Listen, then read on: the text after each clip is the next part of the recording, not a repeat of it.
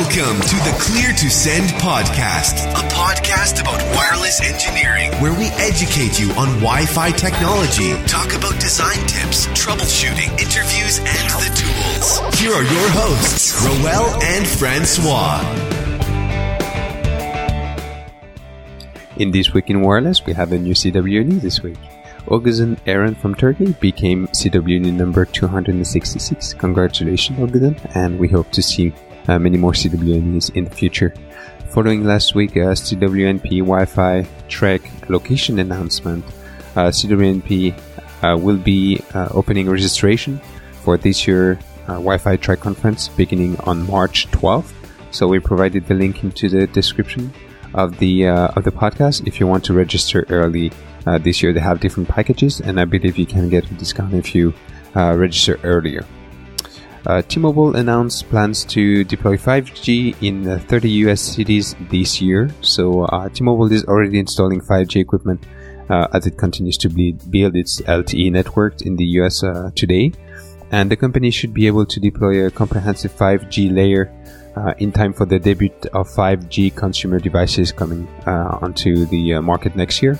The service will be used over the 600 MHz spectrum, along with spectrum in the 28 gig and 39 gig bands. And the first cities to be served are New York, Los Angeles, Dallas, and Las Vegas. So, like always, we've provided the link for more details into the description if you want to deep dive into this news. And a last piece of news for this week is a more educational link for anyone who wants to learn a little bit more about LTE. It's called LTE University. The website is lteuniversity.com. And it's following a Twitter conversation which happened last weekend, driven by Jeremy Ward on private LTE networks and just LTE networks in general. And a lot of Wi-Fi engineers show some interest in learning a little bit more about LTE. And Jeremy recommended to check out the lteuniversity.com website to start learning a little bit more about LTE. That's it for This Week in Wireless. We'll see you next week. Hey everybody, we have a great episode for you today because we're going to talk about wireless networks where, before we were doing coverage only, but now there's organizations that are migrating from wired to just completely wireless. So we're going to talk about network sensors, specifically to Cisco. But before we get to that, we want to talk about who we have on the show. So we have Francois, our co-host. How are you doing, Francois? Very good. Hi, Roel. And then we also have Wes Purvis. How are you doing? Did I say your last name correct? No, yeah, you got it. Doing great. And then we have Fred Niehaus. Did I say your last name correct? Correct. All right. So we have Wes and Fred, who are both from Cisco. They're going to talk about the sensor capabilities of the dedicated network sensor and also the AP as a sensor. And we're going to talk about the use cases, what that means for your wireless network and why you would even want to use that. So maybe Wes, can you provide some background for us or some introduction into this discussion? Sure. So the sensor, right? So we have a couple of different sensor modes, but at a high level, our sensor functionality is all about proactive troubleshooting. So being able to know that there's some sort of issue before a user dials in or, contacts the help desk. That's kind of the intention of our sensor. And we'll talk through all the different abilities that it has and the different hardware options that we have. But at a high level, that's really what we're trying to achieve. Okay, and this is a fairly new piece of hardware, is that correct? Yeah. So we have a dedicated sensor called the 1800S, and it's just about to ship. I don't think it's actually shipping yet. Depending when this podcast gets released, it may have shipped, but it's brand spanking new. Awesome. And I guess what would be? Let's just get this out of the way. What are the requirements to run the sensor? So for sensor functionality, you need depending on the type of sensor you're using, whether it's an access point as a sensor, you need wireless LAN controller version 8.5 MR2. And then you also need the Cisco DNA Center to actually run and visualize and see the results of the sensor testing. Okay. And then I know this episode doesn't really go deep into DNA Center, but can you describe what that is for people who don't know or who are unfamiliar with DNA Center? Sure. So the Cisco DNA Center is a relatively new product. We released it over the last summer, and it's gone through a couple iterations. We're on the second release, the 1.1 release, and 1.2 is right around the corner. So the DNA Center is our next generation management platform. It includes network automation as well as network assurance capabilities. So providing insights into the performance and any issues and incidents, as well as offering guided remediation for those issues. Okay, and so that's a requirement to have DNA Center. So I assume that's probably a separate appliance. So when it's somebody, a separate appliance, okay, it's a physical appliance that you would buy from Cisco.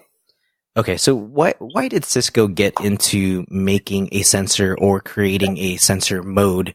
Because we haven't even really talked about the ability to turn an AP into a sensor. But first, let's talk about why even go into sensors at all. Right. So I think the kind of the reasoning is it's all we're on this assurance kick, right? So we're trying to give more visibility into the network. And so one of the ways that we do that is with this sensor mode. And that's, it's a piece of hardware that we know, or, what be a dedicated sensor or an access point. We can run some prescribed testing, at a prescribed interval, to really, have regular insights into the network. And I could talk a little bit about the design of that. I'm from the Richfield Center here in Ohio, where we design all the access points. And if you look at a lot of the different APs that we build, we've got everything from really small access points that do, that don't take much power, and they go in small, home offices to, small business, all up to the real power horse APs that can run convention centers and many, many people. So what we did here on the design of this is we took the low end AP, the one that's designed for smaller areas, and basically shrunk it again. If you look at the 1815i series that Cisco makes, they have it's a small, very small AP, and it comes in a 15i and an M. The I is the internal, the M is a higher power one for applications. But we took that poor device, pulled it out, made it much smaller. In fact, if you were to hold an iPhone, and not the big iPhone, but the little one, you would look at sensors about the same size as that iPhone, only a little thicker.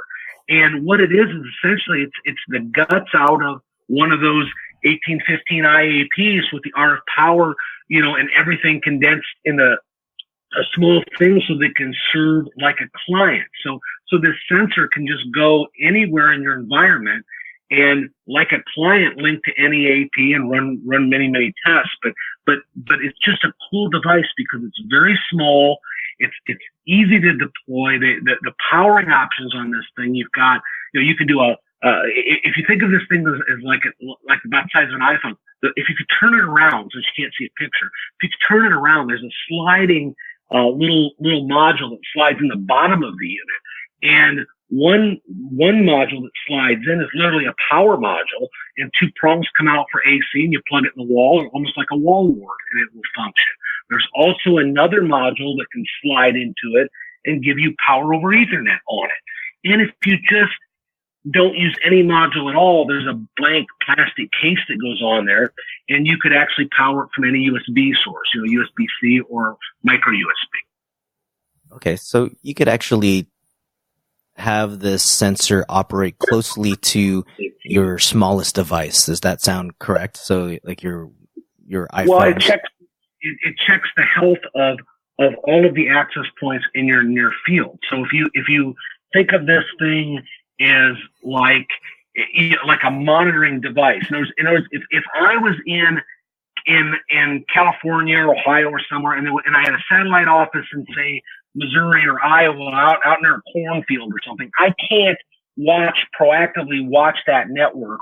So I have to wait for somebody to call me up and tell me, hey, I've got a problem with DHCP. I'm not getting, and the user doesn't know the problems of DHCP inability or a DNS problem. All the user knows is it's broke. Fix it.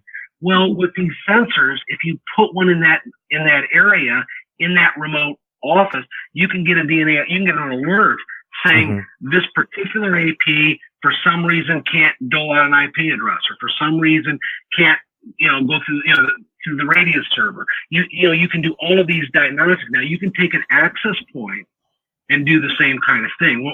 If you look, there's actually 3 modes. So you have a dedicated sensor, which is this really small, low-cost device that can go in the near field. The advantage to that is that can actually function without an Ethernet connection or anything. It just can sit in the near field, or you can power PoE and have it do that as well.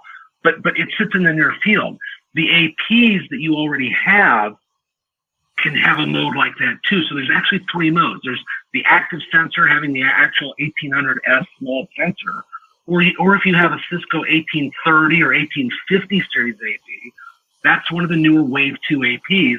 You can browse into that AP and, in the controller and tell it it's a sensor, and it will pull itself out of being an AP mode, and it will do all the functions that this small sensor will do. So once it pulls itself out of AP mode, you no longer have that AP servicing any client. It's just doing stuff. But we also have APs that will do both.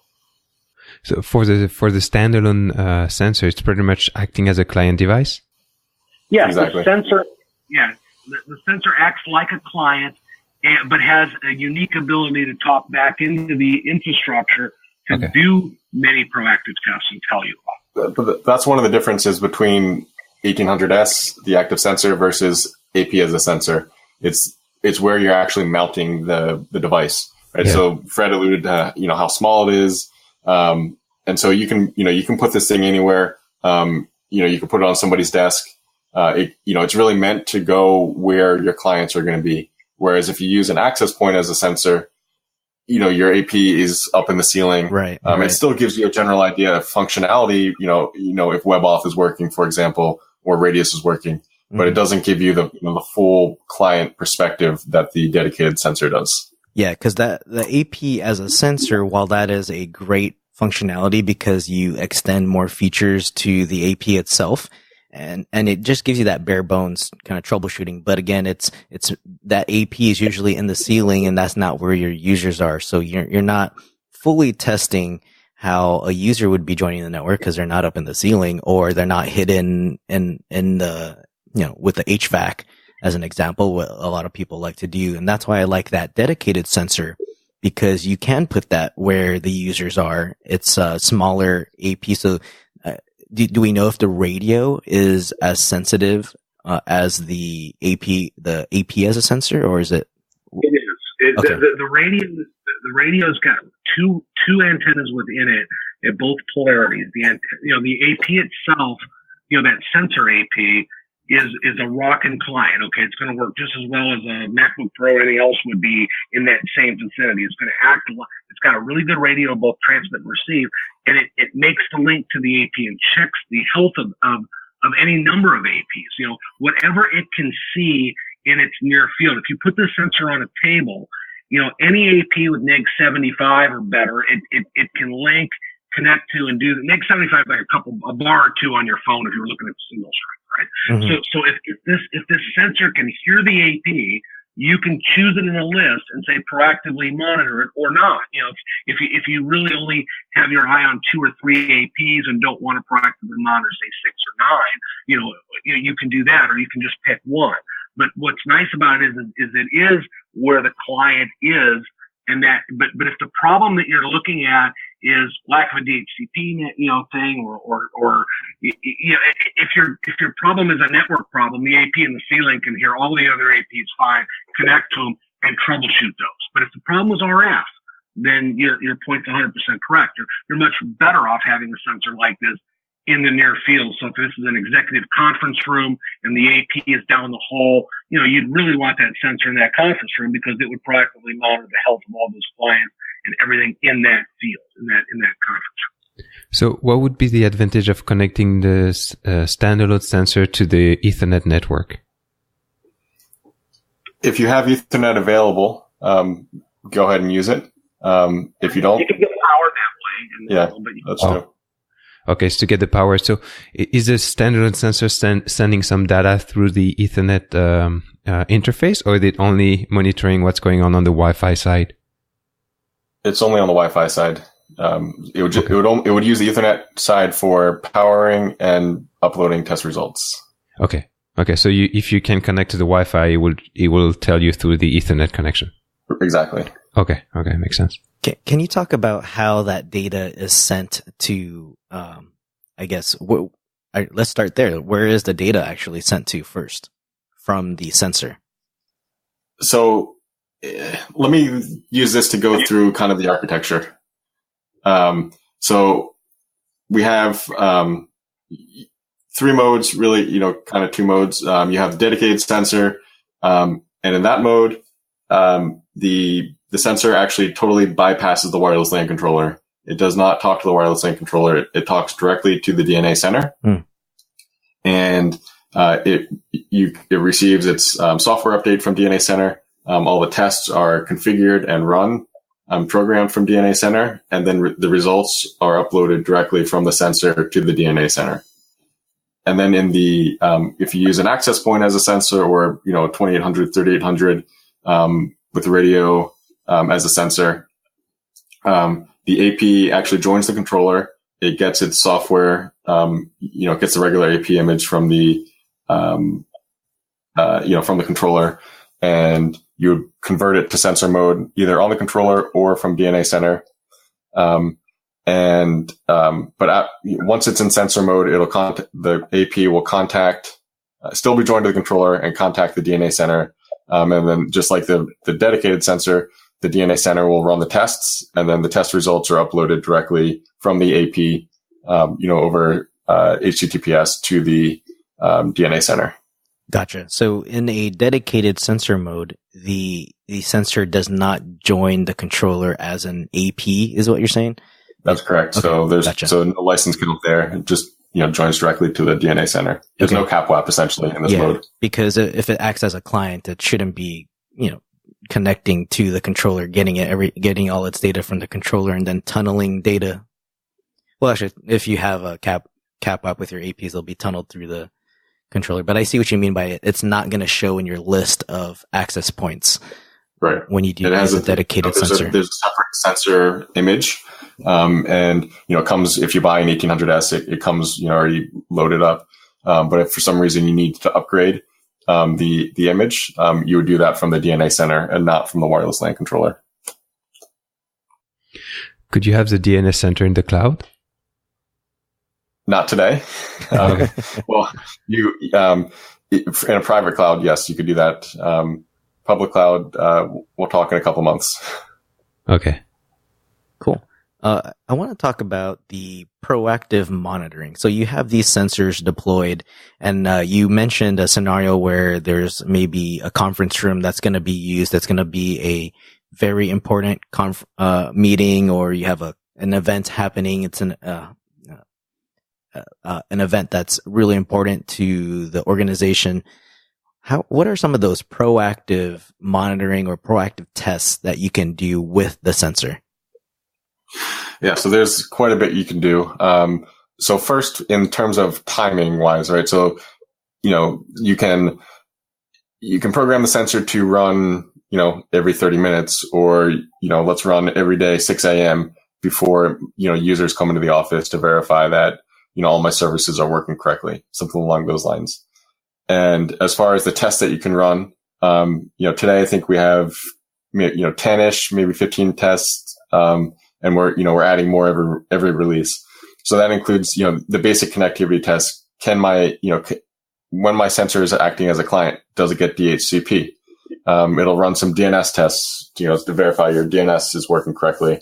It'll do things like, you can put in, can it reach the default gateway? Can it reach, this IP address? It can act as a radius client, so you can verify that your radius is working correctly, and all your AAA.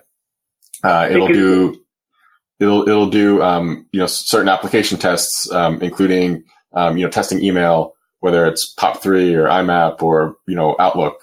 And it'll also do web tests. So it'll download a web page. Can we download Cisco.com? Does the web page load?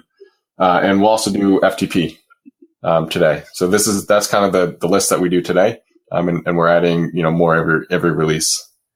Are you thinking about? Sorry, Royal. I was going to ask. Are you thinking about like streaming video, like streaming a YouTube video or something like that? Yeah, that's the logical next progression. Okay.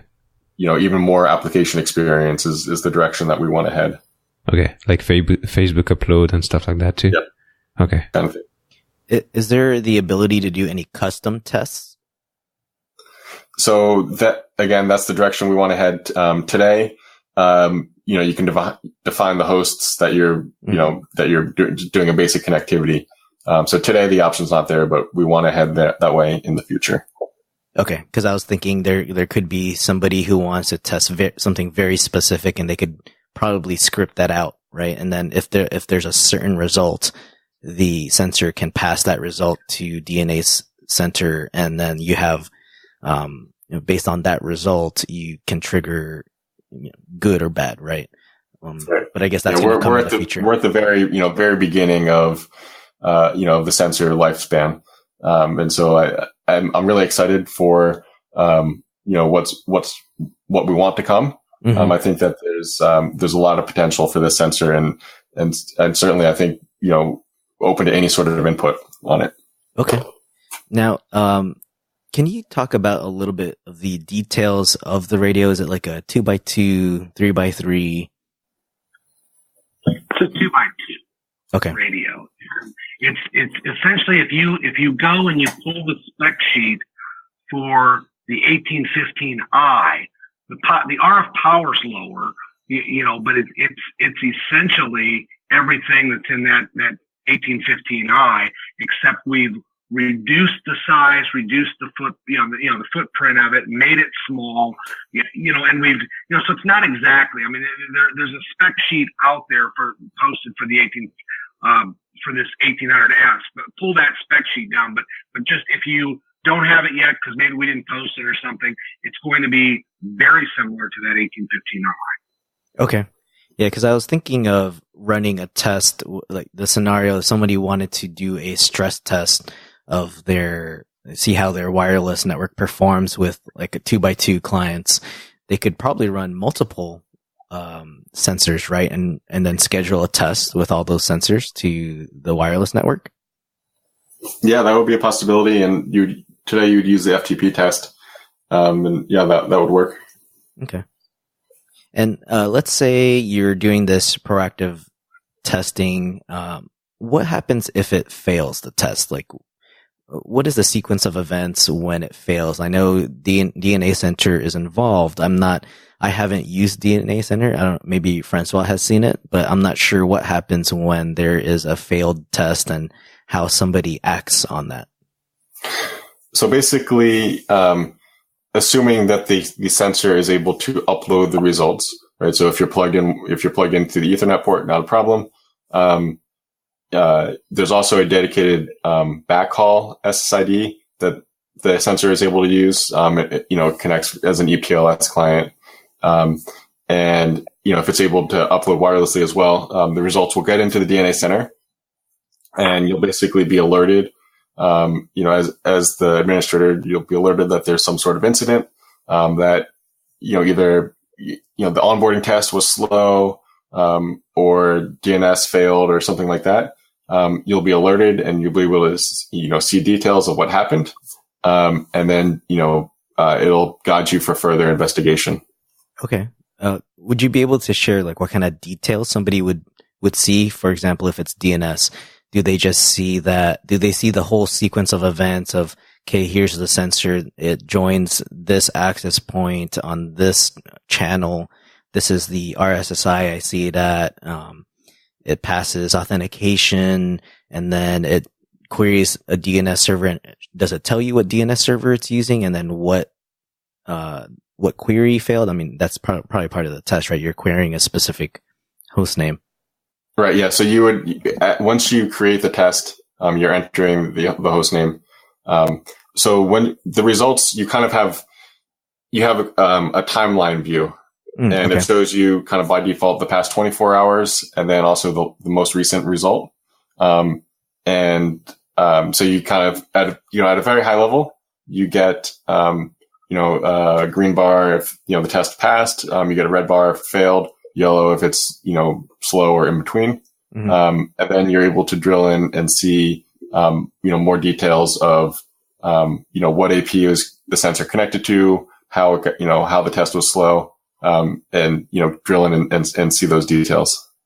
Okay. I like the idea of the timeline view, so you can see exactly what's happening when the sensor is joining the Wi-Fi network and running all these tests. Yep. I love that. Yeah.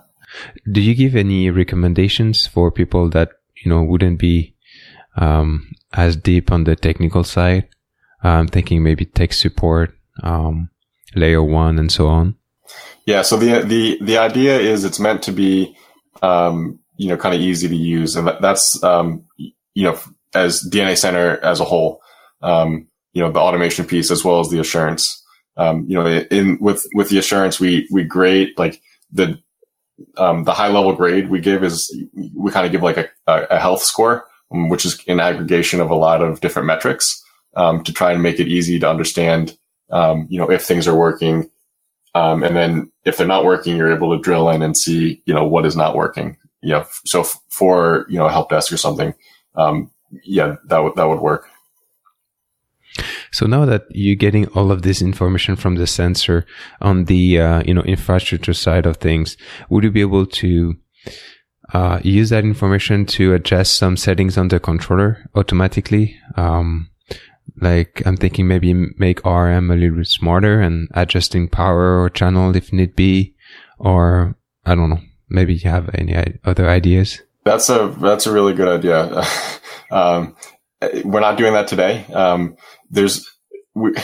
I find that we have mixed reactions when for automatic remediation. Some people like it, and some people do not like it. Yeah, they don't want a computer essentially automatically making changes on their network. So it's I think it makes sense. It's something that I think that we should do. I don't know if we will, but I think it is a good idea. Yeah, that's actually a good topic, Francois, because that's where I see this starting to move forward onto the network side, right? The wired side. That you got all these different analytics, you've got AI and all that stuff, and then it's supposed to make changes based on what's happening on the network, right? I mean, we do that now with routing protocols. It makes changes based on what it sees upstream or with its neighbor. I mean, I don't see why we can't do that with the wireless network. Assuming things start maturing technology wise, but I can see a large environment where the staff is thin, and maybe those changes should be made automatically, but then with alerts sent to the right people saying, okay, this is the change we made based on these thresholds that you've set. We ran these tests, and maybe because RF is affected somehow and the sensor was able to detect that, it can help create change on the controller side or on the configuration side. I can see how that plays out, but yeah, I also understand how some people might not be comfortable with that, because they like to expect, they want to know how exactly the network's going to run. Right. And we do a lot of things in the background, with the AP side of things that are kind of automatic too. I mean, one of the things that we have is Client Link, which does beamforming to legacy clients, right? I mean, that's something we do unique to ourselves. And the same with our clean air spectrum analyzer. The analyzer goes and, it's a huge analyzer that goes all the way down to 156 kilohertz, and it can make changes in your network. And then we've got an AP with what they call an XOR radio or a dual 5 radio, and it can make changes like based on coverage, shut down 2 4s, turn 5 gigs on, so you can have a lot of changes. And like you said, with our, artificial intelligence is the buzzword, but if you don't know what your robot's doing, that can cause you more problems, right? And that's kind of what Wes was saying, right? So it's one of those things that we're going to continue to add functionality to this product. Well, we've got something that we call the AirNet Developer Program, and you can actually build your own third-party module to pop on an AP3800, for instance, right? And with that, we're bringing new software development kits and hardware development kits to the field to develop and build onto the APs. And it stands to reason that if there is a special test you wanted or something like that, one thing that could happen is folks could be part of that developer program and then drive that and either have us put that in there by default, is one of the options that you can pick, or we open up enough, software kittage, via the development kits to be able to do these kind of things going forward. Yeah, I like that idea because if you create this API for developers to use, then you can create this ecosystem of applications or create new use cases for the technology that you're bringing to these different businesses. And if you're able to even tie that into different or third-party applications, so like you said, if somebody wanted to create a custom test, maybe somebody can develop a web interface that allows somebody to do that. I can see this going a lot of different ways. Oh yeah, and we're doing that going forward on some of the newer APs as well. But we have a hyperlocation AP that does Wi-Fi client finding. And we've got some new APs. We mentioned earlier that if you had an 1830 or an 1850, that AP could be either a sensor or service clients. Couldn't do both. With the 2800 and 3800, it has this XOR dual 5 gig radio that it can basically service clients on 5 gig and do full monitoring on 2, 4, and 5 gig. Well, we have another AP in the pipe that's going to have a dual XOR radio, and that'll allow you to be able to service clients on 2, 4, and 5 and do all of this monitoring and everything at the same time. And that one basically will have wayfinding and like the hyperlocation things built into it. So the idea here is we want to be able to give people SDKs. So if you're writing something for location or you're writing something for security or sensing and things, that will give you the tools to be able to do that. And that's kind of in its infancy a little bit as we start to add this stuff in. When you look at a sensor, there's very few people that have this kind of a product that can actually do this, right? So it's kind of like we're trucking in the topsoil, we're dropping it down. We don't know what you're going to grow on it yet, right? Right. And that's kind of where I'm going with these developer kits and things in the future. Sorry, I was going to say, what example of application do you see developers create for the sensors? Well, for the sensor, one of the questions that you asked was, could a person do, their own unique tests? Well, not today, right? But also, could the sensor proactively monitor something else? Maybe an AP that's dedicated to do maybe some IoT things that maybe isn't really part of your client servicing network. Could the sensor do that? And then in addition to that, trip something else, right? And those kind of things could happen with software dev kits for them. What I'm saying is today, Cisco won a Pioneer Award for this 3800 AP because of the dual 5 gig. And by the way, the Cisco developer team won a Pioneer Award too for their dev test ability. So what happened is not only do you have an AP that has a module you can build to, but Cisco has introduced a developer program so that people can build their own hardware that'll plug onto the AP and also, have a test bed and a source of engineers and people to bounce things off of and a third-party ecosystem. So, where I'm going with that is that, this sensor, could be something else completely, used for some completely different purpose down the road we didn't even think of, that based on the developer stuff going forward. Not today. Today, the thing is just phenomenal. It's just a small sensor that can be operated through PoE or through local power. And, nothing would prevent me. We don't sell a battery pack for this thing, but you can take one of the small 5-volt, battery packs that people carry around, and you can plug it in the USB port, and that sensor's up and running just like a battery operated appliance, right? Yeah. And I mean, that kind of stuff is really cool. So now if you give it PoE and it's portable, I assume you could probably run some sort of VoIP roaming test as an example. Well, you could. Well, one of the tests that Wes mentioned was the FTP test that this thing could do. Well, if you put a battery pack on it, made it portable, you could run that FTP test in certain spots, kind of like a poor man's site survey kind of thing. You could go and find small areas that you've had some connectivity problems in the past, and does this work over here? You could literally do that kind of thing and be able to do that rather than using a laptop and see something on your laptop. You could do that kind of test and go back to your desk and pull it all up through DNA Center and look at it. That's the neat thing. Yeah. Are you thinking of adding a BLE radio in the sensor in the future for future use case?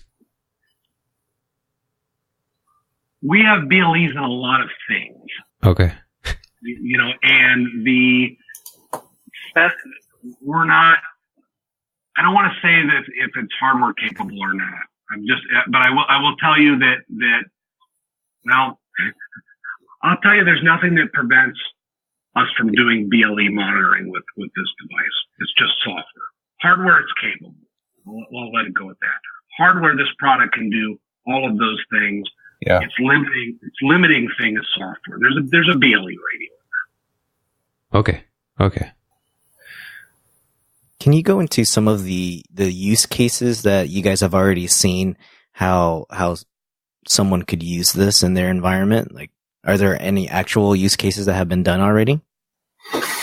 So I think that with the capabilities that the product has today, the primary use case is kind of for like a site level monitoring or like a floor level monitoring. So that would be, a remote office or something like that. You put one of these sensors in, and it lets you know if your services are working. Is DNS working? Is DHCP working? Is Radius working? And you do these tests on a scheduled interval. So you have some sort of visibility on what's happening in that remote office, or you put it in, in a campus environment, you put it into a building or a floor, to make sure that, certain areas of the campus, are operating as you would expect. And then in the future, as we add, more, exhaustive application testing, then, you can put a lot more of these sensors in, to do, kind of performance testing, and validation of the network. Okay. Yeah, if you had something like a wireless kiosk, so you were a museum and you had 5 or 6 micro APs that were sitting there just so that when the user walked up to the device, it could send them something to their phone or something like that. Those are APs that, you may not know when they fail. And for a long period of time, a sensor in that near field could watch those things and let you know if one failed way before a user would ever tell you, because the user might walk away from that environment. Say if it was a public access, a hotel lobby, for instance, if a sensor was watching the hotel lobby or the wireless kiosk or something that didn't get a lot of activity, you could have client failures and nobody report them, and darn thing could be down for a couple of days. That's the other thing. Sensor can tell you this beforehand. No, I think that's a lot of great information. And I know for people who have a lot of remote sites, this would be a very useful tool in their toolkit to be able to proactively monitor those remote sites, because usually those issues come back to you days later, right? Like someone goes, 5 days ago, the wireless was not good here. And you really have no way of finding out what it was. Would these sensors with the test be able to go back beyond 24 hours? Can you go back in a certain amount of days and see what happened in that environment if you were tracking it with a sensor? Yeah. So, you can go back more than 24 hours. I think it's 2 weeks that you can go back. But at a higher level, the assurance, that's the entire point of the assurance product. Is, there's a concept of network time travel where you can go back in time, see when there's an issue. You click on that time and, you can see not only what's going on for that client, but what was going on for the rest of the network. To have visibility, a week ago, for example. Yeah, or if you have APs, say that you have, 3700, the AP 3700 that don't have the sensor capability in them, that's a rockin' really good AP, right? There's no sense in replacing those, but you might, if you were an IT guy or you might say, hey, I'm going to FedEx you one of these sensors tomorrow. Just turn that thing on in your field now, see what's going on. Which you didn't have before. Okay, yeah, I can see that point too. You have APs that are not capable of becoming sensors, where you don't have, like you said, the 3700s. It would be a lot easier with people's budgets or their current infrastructure to send one of these dedicated sensors to the environment and at least start monitoring the user experience there. And that would greatly improve your the way you interact with people and the way you keep track of how well your Wi-Fi network's performing. Yeah, wouldn't it be great if somebody calls up and says, I got a wireless problem? So yeah, I fixed that an hour ago, because the sensor caught that, before they came in. If you say that you set the sensor up to run tests at 6 a.m. and everybody comes in at 9, right? At 6 a.m., that this AP is not doing DHCP, or you've done application tests and the mail pop server doesn't work or something, right? And then when the person calls, say, oh yeah, we know that'll be fixed in 20 minutes. It's already fixed. Oh, okay. Because we've already gotten an alert, looked at it and fixed it based on the information we got in the sensor. The sensor is like putting an IT guy or putting a monitor, a security cop, whatever you want to call it, right there in the environment. Just sit there and watch and holler at me if there's a problem. That's kind of the idea is to have wireless performance analytics, real-time client troubleshooting, and proactive health assessment of that network, without doing anything, without just being able to sit back and look at these things. Okay. Is there anything else that we did not touch upon on the sensor and how it should be used on the network and what people should know about in general with the sensor?